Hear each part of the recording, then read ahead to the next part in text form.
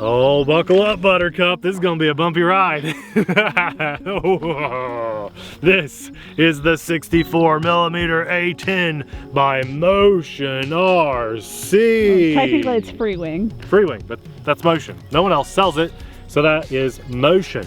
And this comes in at a pretty competitive price, which is the reason a person might want to pick this up. But when you find out after you get this at your house and you start taking it apart, there is so much that lets me know why it's about $100 cheaper than its competition. We're gonna talk about those reasons before we fly it, and I hope that you guys— Wait, are you nasty Nate or are you regular Nate? I don't know what's happening. Well, it's back and forth. I don't really want to keep moving the hat, okay? I hope you guys appreciate the fact that we will talk about the build process too right before we fly this, because let's face it, if you buy this, you've got to assemble it. And I think the first thing to note are the ordnances and the missiles on the wing of this airplane. Every one of these are so cool looking, but I hate the fact that they're all glued in place. Ooh. Come on, A-10. Every single company under the sun now has their missiles on those sliding rails that come on and off, and these drastically affect flight performance. So for me, every now and then I like to put my missiles on and fly this thing because it looks so darn cool, but when you're flying it, it really puts a drag on things, literally. And I like to take them off to fly more for fun. They get beat up pretty bad too, so I can imagine these are gonna fall off and I'll probably never glue them back on. Let's talk about glue too. The tube of glue that comes with this plane you would think would be Perfectenschlag, but it's not. That thing is worse than slime that I bought from the dollar store for my 5-year-old. It is ooey and gooey and just gums up and never gets hard, so you better believe I got the good hot glue out to put this thing together. You might think that that's all you could say bad about this plane, but no, there's more. But wait, there's more. In today's world where E-flite planes, FMS planes, and even Aeros planes, I think, are doing the wing clip where you put the wing on and it just pops right into place. Yes. This one you had to feed the wires through with nasty Y harnesses. Those Y harnesses, once you get them in the fuselage, are no longer labeled. And it is a guessing game as to which one is your ailerons, flaps, and landing gear. Now the wise builder can see which one is landing gear with a 3-to-1 harness. But it is a guessing game, and I think that could have been solved just with a sticker label like they did. They labeled it down here when you're plugging it in to the Y harness, but the Y harness had no label. The instructions are kind of like trying to decipher Yoda, hearing Yoda talk for the first time, but in reverse and upside down. And I'll show you a couple examples here. They were by far the worst instructions, and that's comparing them to Dynam to put a plane together. My expectations of Motion were somewhere to compete with E-flite and FMS, because that's kind of the vibe I get from Motion RC. But when I had this plane in hand, again, I was highly disappointed.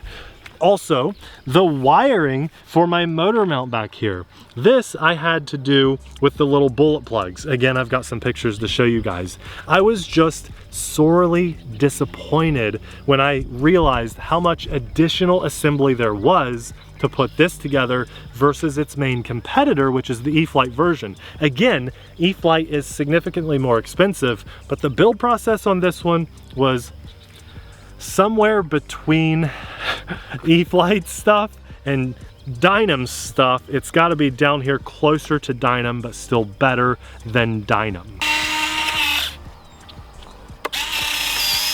One more thing, and I'm sure there were a few others. The instructions had me put these ordnances on first. They never even mentioned having to put in the push rod for the flaps. Now, if you put these ordnances on first and glue them in place, to finagle around this servo with that push rod is almost impossible. In fact, it actually hinders the movement of that push rod. So put the push rod on before you glue these on. Just simple things like that that they didn't even address. They don't address some of these little accessories that come with it either. I do love the way this looks, which is why. That's what I was gonna say. Is there anything you actually do like? Yeah, okay. I do love the way this looks more than anything. And the main reason I chose to have the A-10 on the channel is because I've got other A-10 experience to compare this to, and I think that's very fair for me to do for you guys. This is a plane that I've seen relatively no content online about, and so that was another reason I wanted to feature it. Now, once everything has been plugged in, it seems pretty cool. We're gonna fly on a 4S. I think they want a 3200 to a 3800 or something along those lines. That's what we're gonna fly on today. I've got a 50C discharge battery. We're gonna maiden it, and fingers crossed that it goes well. There are no lights on this plane, but there are flaps and retracts. I'm using a 6-channel receiver. And I'm excited to put it in the air because the last time we had a motion plane on the channel was years and years and years ago, and we only said like 2 negative things about it at all. You did crash it. I crashed it, but it was my fault. I repaired it and put it back on the channel, and I said I didn't like the stickers. And boy, that made them awfully mad.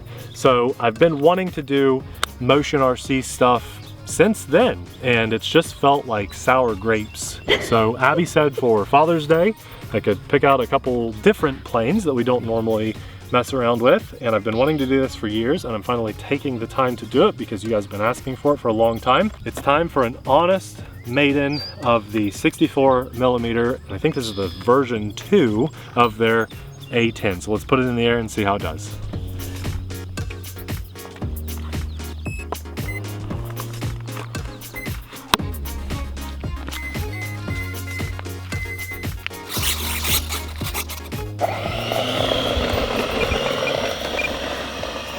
Sound pretty good for a 64mm. I'm honestly excited for this. I want it to do well, but the build experience compared to pretty much all other build experiences other than Dynam or like really bad Chinese things wasn't great. Yeah, it could have been way worse, but certainly didn't do me any favors. Let's see how this goes. Come on, baby. There we go. Get that landing gear up. Oh. I know. That didn't feel good. Oh boy. It's like, it almost feels underpowered. Oh, daddy. Yeah, I know. This is. Do you want to land it? Oh, I have to. Okay, get your landing gear down. I don't know if it's all. I don't know why that's flying like that. Golly, wow, this is. Oh boy. Yeah, it's like, it feels like there's a bag of rocks wobbling around in this thing. Look at that, Abby. This is scaring me. Please, landing gear down and try to get it down. Try again. I gotta maintain some speed. You gotta figure out what is going on. Something is not right at all. That didn't feel good. Okay, we're gonna just try to put it down here. Something feels so wrong about this. I don't know if it's CG. Okay, there we go. It's down. Boy. That's pretty much in one piece. That did not feel good at all. It felt probably tail heavy. But that is the recommended battery. I'm gonna do everything I can to pull that forward, and we will try that again. That's probably, other than the FMS Dago Red P51 Mustang, if you guys remember that, that's probably one of the worst takeoffs I've had maybe ever, other than hand launching some weird stuff from Banggood through the years. That was a really rough takeoff, and I'm honestly surprised that came back in one piece. So, okay, I was expecting way better flight performance than that. I'm gonna just take a look in there and see what's going on. Definitely gotta be tail heavy. Man, that's the only reason you should fly like that.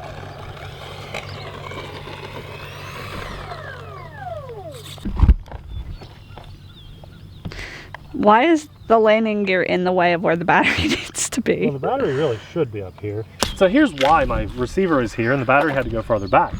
One of the servo wires, I think it's the elevator one, is just short. It's just a centimeter long. So, you know, where do I put my receiver? Well, there's nowhere to put my receiver. So I'm going to try to move it up into possibly the way of the steering servo, but that's better than being a tail heavy plane. So let's try that again.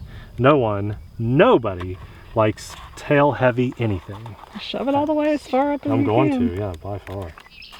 I don't even want to take this back up. That was pretty scary. I don't want to either, but I think I know why it was flying like that. Are you gonna rip the ordinances off next? Well, I don't want to. No, that was drag, but I think the reason it flew like that was tail heavy. And again, I had the battery as far forward as I could possibly go. Is that as far as it can go now? I'm gonna, every single millimeter is gonna shove it up there. Yeah, I know. Oh.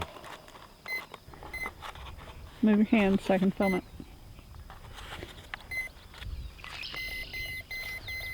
Okay, try again. This is definitely not as tail heavy.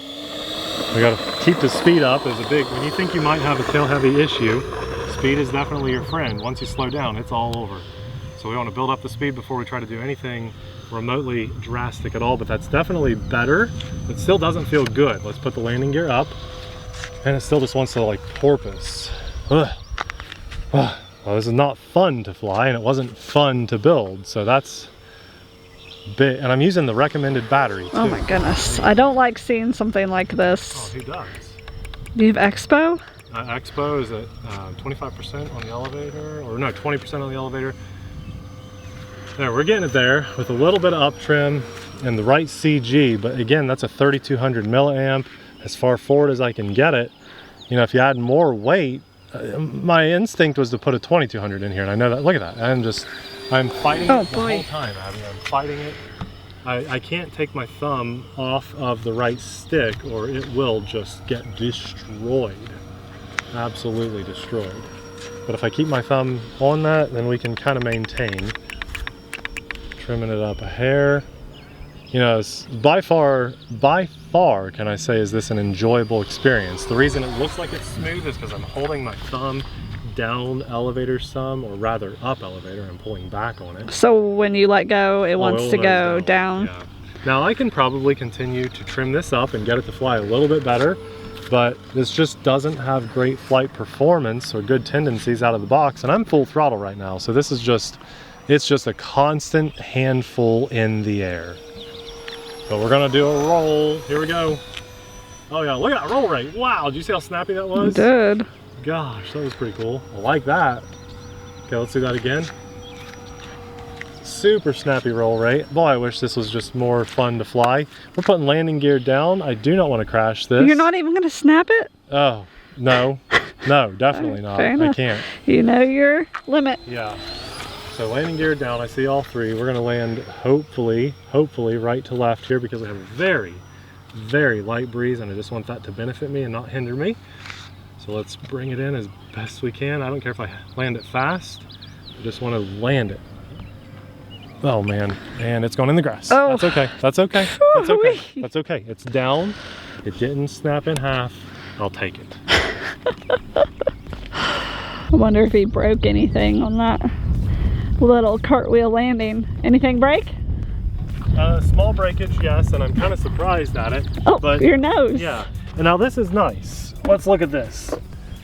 They did add some weight to the nose, and I almost think I want to add more because there's room for more. Have you ever seen that, a company do that before? Yeah, a lot of times it's just fishing weight, or so, you know, they bury them in, usually in the fuselage somewhere to balance the plane. So I need to hot glue that back on. That probably took a good brunt of the cartwheel, so I'm not hating on it for that, and it was definitely my fault. But there's an opportunity here for me to add more nose weight, and in my opinion, that's what it needs. So I think I would get some fishing weight, lead weight, and hot glue that to the nose. The more the merrier on this one, because that's not gonna hurt at all. Does your retract still work? Let's test them. Good. Oh, no, there goes that. Okay, here we go.